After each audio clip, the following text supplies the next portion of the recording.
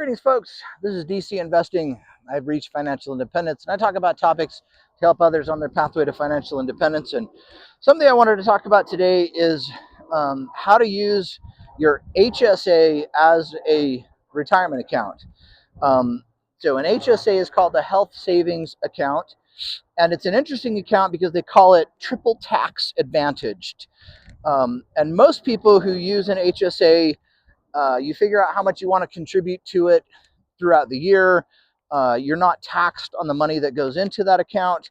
And then as they get health bills throughout the year, I think you often get issued a debit card. It's kind of like a little Visa that you can actually swipe at your health providers whenever you pay for things, or if you go to a pharmacy, you can use it, or even if you buy things like sunscreen or Band-Aids or something, you can use it to pay for those. Basically, you can use it to pay for any uh, authorized health payment, and there's a whole bunch of them that a lot of people didn't realize. You can look up a website to find out all the different things you can spend an HSA on without the tax issues. But anyhow, that's how most people use the HSA. But I learned over the past couple of years that this is a super fund for retirement, and so I just started using it as another retirement account. So here's how that might look for you. So first of all, in order to qualify for an HSA, you have to be what's called a high deductible healthcare plan. And at the engineering firm that I worked on, that's really the direction they were trying to push us all. I think it's probably cheaper for them to put us on these high deductible plans. And we had actually two of them. The two main ones were high deductive healthcare plans. And so a deductible means, you pay quite a bit of your health insurance of your own cost before insurance really kicks in. And so that was like a family out of pocket of, I don't remember if it was like 3,500 a person or $5,000 a person or whatever it was. I mean, you always end up paying more than you thought you should.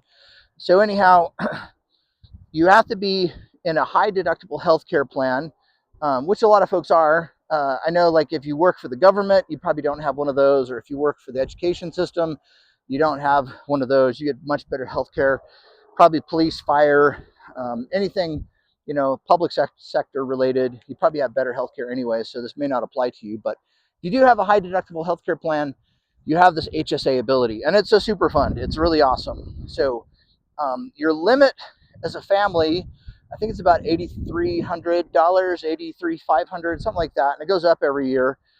As a family is kind of your limit. So I just maxed mine out for the past 3 years or so after I learned about how good this was. I always used to use it, but then I would drain it down during the year because I understood the tax benefit nature of it. I don't want to pay taxes on it. And you save not only federal and state tax, but you also save Social Security and Medicare tax on your HSA. That's one of the only things that you can skip out on paying Social Security and Medicare on. So it's awesome that way. So it's really a super tax advantage fund when the money goes in.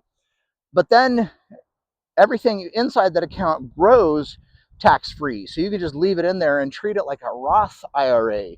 Because when you pull it out for qualified medical expenses when you're old someday, then you don't have to pay taxes on it back then. So any growth that you've had in the fund over time really works for you and your advantage. So what I did instead, every time we went to the doctor, instead of using the HSA card, I just used my Fidelity 2% cashback Visa card, which is another cool thing. Even if you're going to use your HSA, if you pay it on your credit card, on a 2% cashback credit card, then even if you spend that $8,300 a year, you get a 2% bigger increase from it if you swipe it on your credit card and then just reimburse yourself out of the HSA. So that's like one little tip and trick that you get a little bit better value if you swipe it on a 2% cashback card and then just reimburse yourself out of your HSA. So there's something you can do. But anyhow, you also have to invest the money in your HSA.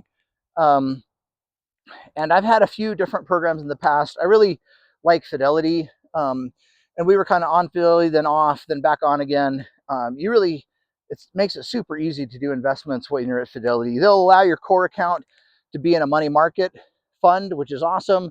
And then you can invest it in whatever.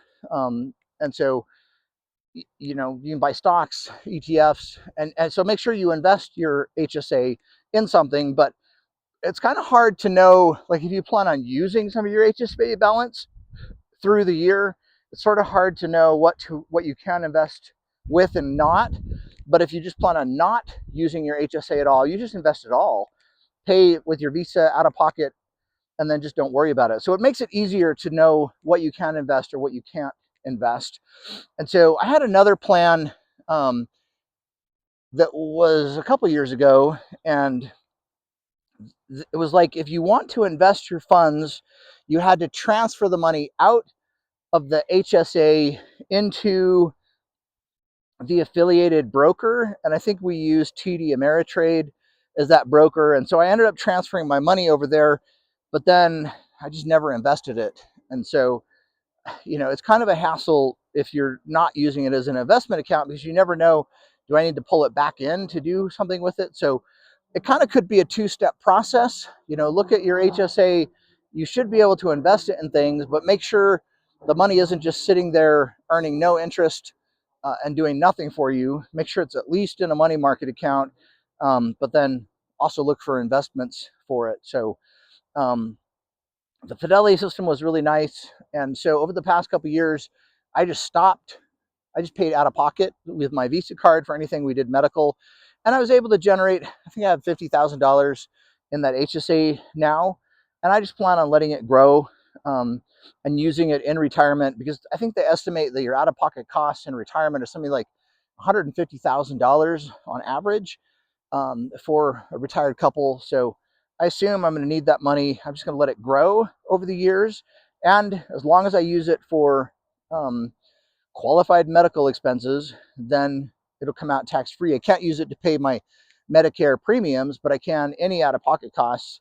So this is just advice. Learn about the HSAs. If you have a high deductible healthcare plan, an HSA is a super fund for being able to save over time and invest. And something else you got to know about the HSA is you don't have to spend it in the year that you save it. You can just leave it in there, and you can choose when to reimburse yourself. So as long as you save receipts for any medical care in previous years while you had an HSA, you can just choose when you want to reimburse yourself for all of those expenses. So there are some folks in the fire community that use the HSA as a bridge fund for the years between when they quit work and before their Medicare turns on. Because if you have $100,000 that you saved up in your HSA, as long as you've had $100,000 of medical experiences during the time that you've been covered by an HSA, you have the receipts to back it up. You can choose to reimburse yourself of that $100,000. You can take $50,000 one year, $50,000 another year, and it might make the difference being able to retire early or not retire early. So there are folks in the fire community who do use HSA funds a little bit early. They use it as a bridge funding. And it also helps with ACA subsidies, because items pulled from an HSA do not count towards MAGI income. And so if you're on that borderline from being able to get ACA subsidies or not, pulling money out of your HSA could give you the living funds that you need to live without jeopardizing your ACA subsidies. It's kind of like how Roth funds work too. So anyhow, I just want to those are things that I have learned over the past while about the HSA super fund. You know, I tried to use it as an investment fund, and it could potentially help you. So like, subscribe, check out the HSA. We'll see you. Bye.